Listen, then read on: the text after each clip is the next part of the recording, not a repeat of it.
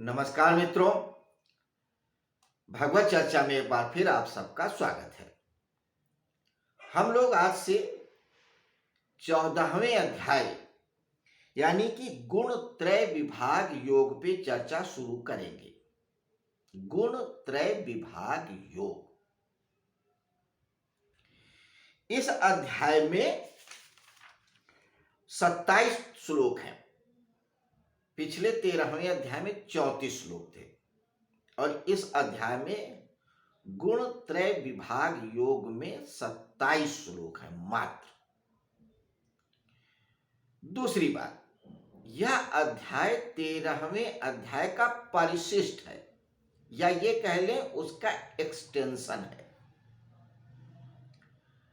Extension इसलिए कह रहे हैं या विस्तार इसलिए कह रहे हैं या उसका परिशिष्ट भी कह लें, कुछ भी कह लें, वो इसलिए कि दोनों का विषय एक ही है, बात वही चल रही है। हालांकि जो प्रवचन भगवान श्री कृष्ण ने 12वें अध्याय के दूसरे श्लोक से शुरू किया था वो अभी तक चल रहा है। बहुत लंबा प्रवचन दिया उन्होंने, 72-73 श्लोकों का। वही जो 12वें अध्याय में प्रवचन चला वही आगे 13वें में चला। 12वें में भक्ति योग के रूप में चला, 13वें में क्षेत्र क्षेत्रज्ञ के योग में चल रहा और यहां पे गुणत्रय विभाग के योग में। तो जो बात उन्होंने पिछले अध्याय में कही थी उसी को इसमें समाप्त करेंगे, पूर्ण करेंगे। नया अध्याय सिर्फ इसलिए भगवान वेदव्यास ने किया या उसको अलग से रखा गुणत्रय विभाग योग, क्योंकि जो चर्चा है वो बिल्कुल अलग सी है। जो बात उसी विषय से संदर्भ है लेकिन अध्याय अलग कर देने से समझ पैदा हो जाती है कि हाँ भाई, इस 27 श्लोक में इस विषय पर चर्चा किया गया है, तो अध्ययन करने में सुविधा रहता है। भगवत गीता को समझने में थोड़ा और सुविधा हो जाता है। हम लोग पुस्तक को, हम लोग क्या मतलब जो भी लिखता है, अध्ययन लेखक होता है या ग्रंथ का प्रणेता होता है, वो पूरे विषय को अध्यायों में और अंकों में विभाजित कुछ वजह से करता है, क्योंकि विषय को खंड खंड में बांट करके जब किया जाता है तो समझ में आसानी रहती है। तो जो विषय है उसको दो भागों में इसलिए बांटा कि उस विषय को समझने में सुविधा रहे, सहजता रहे, सरलता रहे। पिछले अध्याय में भगवान श्री कृष्ण ने यह कहा था कि क्षेत्र और क्षेत्रज्ञ को जान लो कि क्षेत्र अलग है और क्षेत्र अलग है, यानी कि जड़ अलग है और चेतन अलग है। जड़ से चेतन का कोई भी संबंध नहीं है सिवाय इसके कि वह उसके साथ जुड़ करके सृजन करता है, लेकिन वह स्वयं उससे जुड़ा हुआ नहीं है। तो जो जड़ है उसका जो कार्य है और जो उसका स्वभाव है, जो उसका स्वरूप है, वो चेतन के विपरीत है। जड़ में कोई चेतना नहीं होती, वो कुछ जानता नहीं है, वो क्रिया भी नहीं कर पाता है। और चेतन क्या था, वो भी क्रिया नहीं करता लेकिन सिर्फ जानता है। तो जब दोनों का संयोग होता है तो ही इस संसार का, इस शरीर का सृजन होता है। और जब व्यक्ति दोनों को अलग अलग जान लेता है तो मुक्त हो जाता है। ये बात सिर्फ इसलिए हमने कही कि ये बात पिछले अध्याय में कहा गया तो स्मरण हो जाए, लिंक जोड़ने के लिए। अब जब उन्होंने कहा कि क्षेत्र और क्षेत्रज्ञ को अलग अलग जान करके व्यक्ति मुक्त हो जाता है, यही असली ज्ञान है। और इस ज्ञान को ज्ञान चक्षु के द्वारा देखना चाहिए। तो यह ज्ञान चक्षु क्या है या इस ज्ञान को कैसे हम समझें बेहतर ढंग से, उसकी कुछ विधि बताई है, कुछ वजह बताई है। तो क्या विधि और क्या वजह, इसी पे चर्चा करेंगे इस अध्याय पे। एक बात और इस अध्याय के संदर्भ में है, इन्होंने कहा 13वें अध्याय की, जब व्यक्ति जड़ और चेतन से अपना संबंध जोड़ लेता है तो बंध जाता है, जन्म और मृत्यु के चक्कर में पड़ जाता है, और जब अपना संबंध हटा लेता है कि मेरा इससे कोई संबंध नहीं, तो मुक्त हो जाता है। और यह भी कहा था कि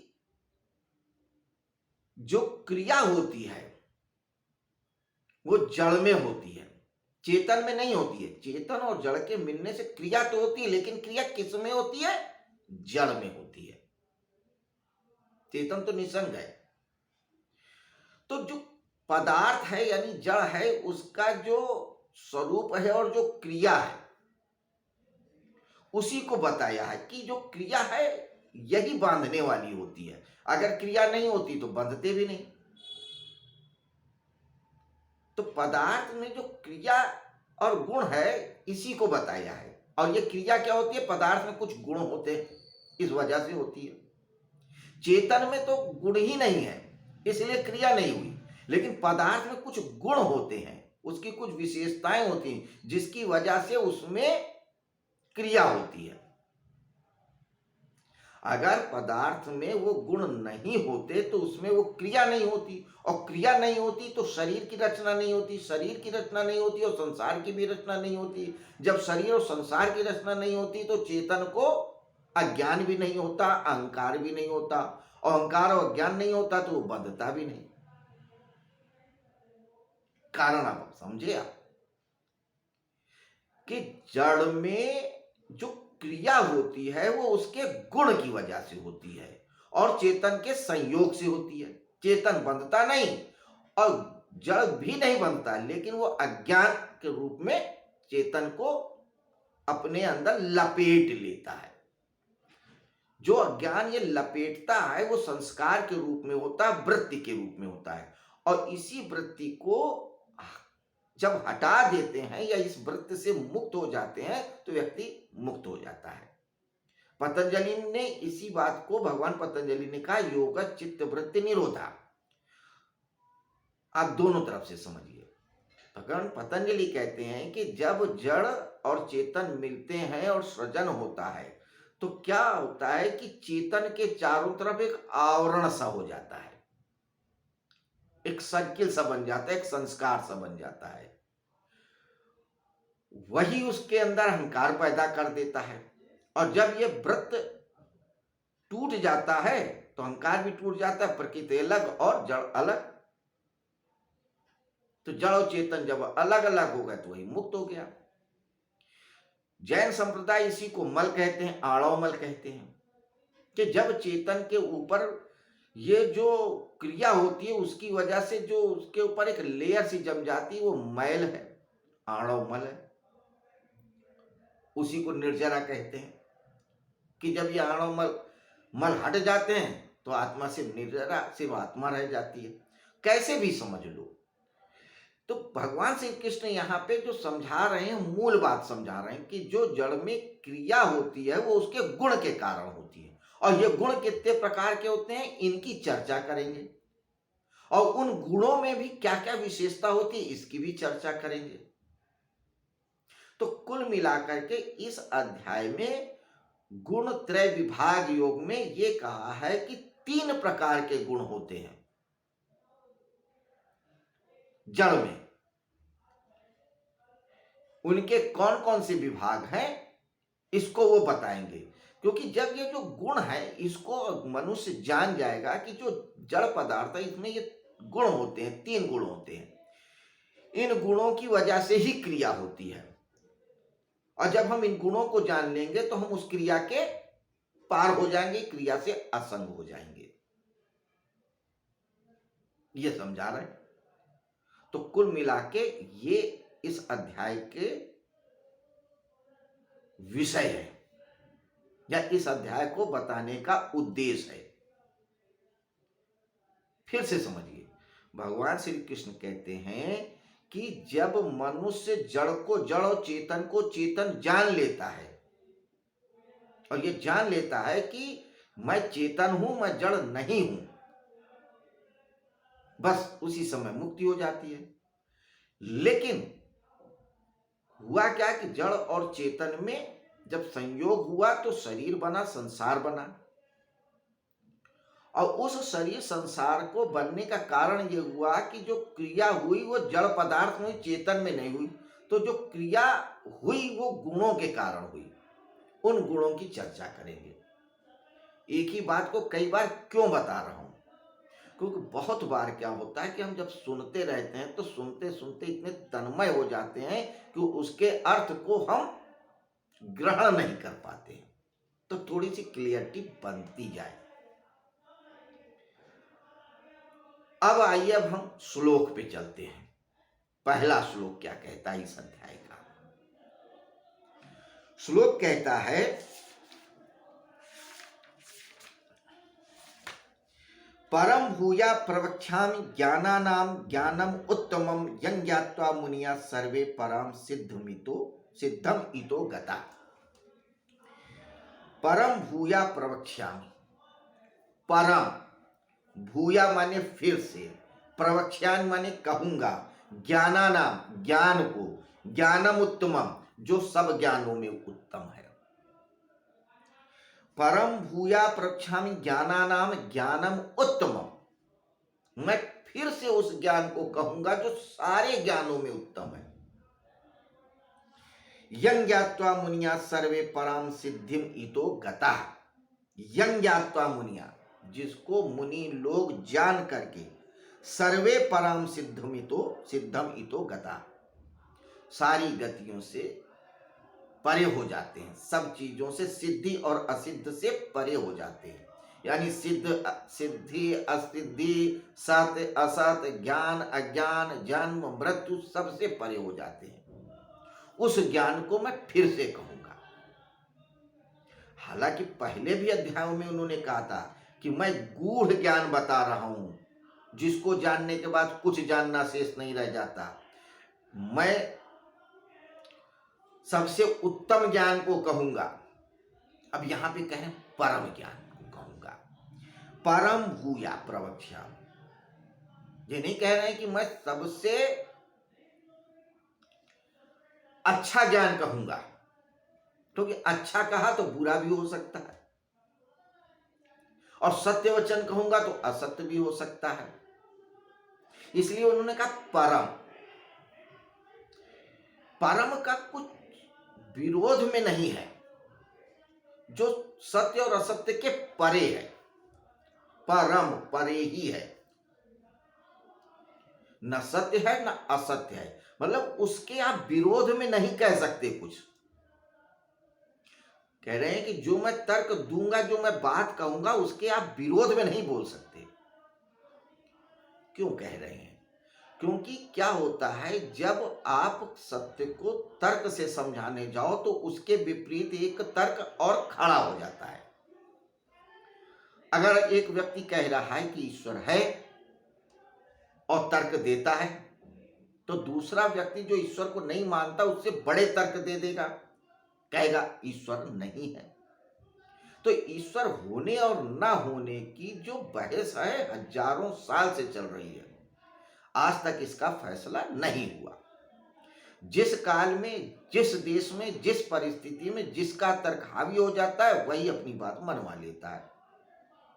2500 साल पहले बुद्ध हुए, महातार्किक, उनसे बड़ा तार्किक कोई नहीं था। तो बौद्ध लोगों ने सनातन धर्मियों को तर्क से परास्त कर दिया। लगभग पूरा भारत और बृहत्तर भारत बौद्ध धर्म का अनुयायी हो चुका था, क्योंकि बुद्ध लोग जो तर्क देते थे अकाट्य होते थे। सनातन धर्मी अपनी बात रख ही नहीं पाते थे कि ईश्वर है, लिहाजा उनको मानना पड़ जाता था। पहले शास्त्रार्थ हुआ करते थे, जो शास्त्रार्थ में विजय हो गया उसी की बात मानना पड़ता था। वो तो बाद में जाकर के 1200 साल पहले भगवान आदि गुरु शंकराचार्य ने तर्क दिए, उनसे बड़े बड़े तर्क दिए, उनसे भारी तर्क दिए, तब जाकर के फिर सनातन धर्म की स्थापना हुई, सगुण साकार ब्रह्म की स्थापना हुई। तो तर्क से कोई बात आप सिद्ध नहीं कर सकते। एक ही बात को तर्क से सत्य सिद्ध कर सकते हैं और तर्क से असत्य सिद्ध कर देते हैं। आप अदालत में जाइए, जितना बड़ा वकील होगा उतने बड़े तर्क होंगे, और वो अपराधी को भी छुटा लेता था। तो जो अपराधी नहीं होता उसको अपराधी सिद्ध करवा देते हैं तर्क से, और जो अपराधी होता है उसको निरपराधी सिद्ध करा देते। तर्क ही तो है, कुछ भी सिद्ध कर लो। आप कह दो ग्लास आधा भरा है कि आधा खाली, आप सिद्ध ही नहीं कर पाओगे। आधा खाली भी सत्य है, आधा भरा भी सत्य है, तर्क से कैसे सिद्ध करोगे?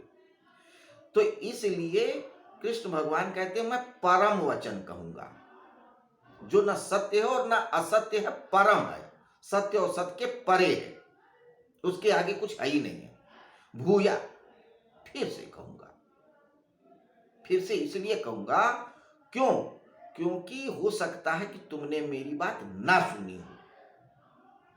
बहुत बार हम लोग बहुत ध्यान से सुनने के चक्कर में भी परम बात को भूल जाते हैं, सुनने से चूक जाते हैं। कई बार क्या होता है, हम किसी की बात बहुत ध्यान से सुनते हैं और सुनते सुनते मन में अपने तर्क करने लगते हैं, तो भी नहीं सुन पाते, समझ पाते। कृष्ण मनोवैज्ञानिकों के भी मनोवैज्ञानिक हैं, इसलिए वो कह रहे हैं कि परम भूया, मैं फिर से कहूंगा। क्या कहूंगा? प्रवक्ष्यामि ज्ञानानाम ज्ञानम उत्तमम, जो ज्ञानों में भी उत्तम है। ज्ञानी तो सभी हैं, सभी को ज्ञान होता है, तुम्हें भी ज्ञान है, सबको ज्ञान है, लेकिन मैं उस ज्ञानों में भी जो सबसे उत्तम है उसको कहूंगा, उसके आगे कुछ भी नहीं है। यं ज्ञात्वा मुनिया सर्वे पराम सिद्धिम इतो गता, परम सिद्धि को प्राप्त हो जाते हैं, उसके आगे कुछ सिद्ध करना ही नहीं है। सत्य असत्य, पाप पूर्ण, अच्छा बुरा, जन्म मृत्यु, सबके पार चले जाते हैं, और तर्कों के भी उस पार चले जाते हैं कि जहां पे कुछ सिद्ध करना ही नहीं रह जाता, न सिद्धि के द्वारा कुछ पाना होता है। आप क्या सिद्ध करोगे फिर उसके बाद? क्योंकि जो सब कुछ सिद्ध ही है, सिर्फ एक्सप्लेनेटरी हो जाता है। आपके सामने दूध का दूध, पानी का पानी हो जाता है, आप उसी चैतन्य अवस्था में हो जाते हैं। तो यं ज्ञात्वा मुनिया सर्वे पराम सिद्धि मितो गता। मुनिया, मुनिया मतलब मुनि, मुनि शब्द भी जानबूझ के कहा है। मुनि शब्द बना है मनन से। आप मनन करके भी उस बात का वहां पहुंच सकते हो। मनन करना मन का विषय है, और निर्णय लेना बुद्धि का। मन और बुद्धि दोनों एक ही तत्व हैं। जब चिंतन करता है, मनन करता है तो मन है, और जब निर्णय लेता है तो बुद्धि है। तो कहते हैं जब आप मनन करते हैं, तर्क वितर्क करते हैं, विचार करते हैं, तो जो विचारशील हैं, जो तर्क से समझने वाले हैं, उनको फिर कोई चीज सिद्ध करनी ही नहीं रहेगी, वो परम सिद्धि है। यं ज्ञात्वा मुनिया सर्वे परम सिद्धिम इतो गता, और वो सारी सिद्धियों को प्राप्त हो जाते हैं। कई कई अर्थों में है, एक एक शब्द के कई कई अर्थ हैं, जिन अर्थों में लो, तभी तो भगवत गीता के इतने भाष हो चुके हैं, पत्नी टीकाएं होती आ रही हैं, होती रहेंगी और हो चुकी हैं। तो श्लोक कहता है पहला 14वें अध्याय का, परम भूया प्रक्षाम ज्ञानानाम ज्ञानम उत्तमम यं ज्ञात्वा मुनिया सर्वे पराम सिद्धम इतो गता, कि संपूर्ण ज्ञानों में उत्तम और श्रेष्ठ ज्ञान मैं फिर से कहूंगा, जिसको जानकर सबके सब मुनि लोग इस संसार से मुक्त होकर परम सिद्धि को प्राप्त हो गए हैं। तो बहुत से लोग प्राप्त हो गए हैं, और तू भी हो जाएगा। तो ये पहला श्लोक था। तो आज हम लोगों ने यही जाना कि इस 14वें अध्याय में गुण त्रय विभाग योग में भगवान श्री कृष्ण पदार्थों में जो क्रिया होती है, वो क्रिया गुणों के आधार पे होती है। ये गुण 3 प्रकार के होते हैं, तो उनके गुण क्या है, उनके विभाग क्या है, उनसे क्या होता है, क्या नहीं होता, ये सारी बातें बताएंगे, जिनको जान करके मनुष्य मुक्त हो जाता है। कल हम इस अध्याय में अगले सूत्र को लेंगे और देखेंगे भगवान श्री कृष्ण और क्या कह रहे हैं। तो इस अध्याय के शुरुआत के 3 श्लोकों में